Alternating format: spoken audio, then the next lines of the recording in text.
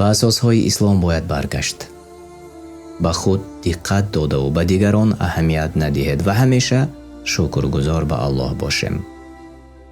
هیچگاه حیات بیگانگان را آرزو نکنیم تا که مانندی آنها باشیم.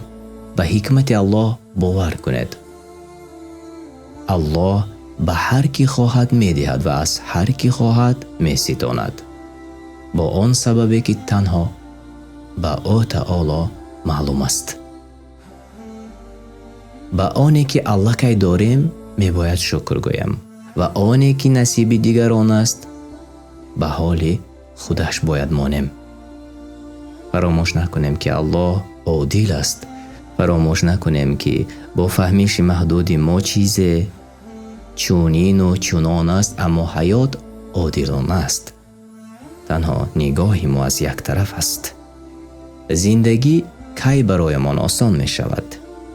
هرگاهی که به دارایی و مال و ملک کس کاردار شدن را بس کنیم. فراموش نکنید الله شما را از مال و ملک دیگران نه، تنها از دارایی خودتان پرسان می شود. روزی که شما در حقیقت به دارایی ها و مال و ملک خود شکر گفته از پنجره های حسد و بخیلی آزاد می شوید، برایتان روزی خوشبختی خواهد بود. الله هر یکی ما و شما را در پناه خود حفظ کند. دعا می کنیم که هرچی بهتر است برایمان الله آن را نصیب گرداند تا واخوری های دیگر خود و اطرافیانتان را احتیاط کنید. السلام علیکم و رحمت الله و برکاته.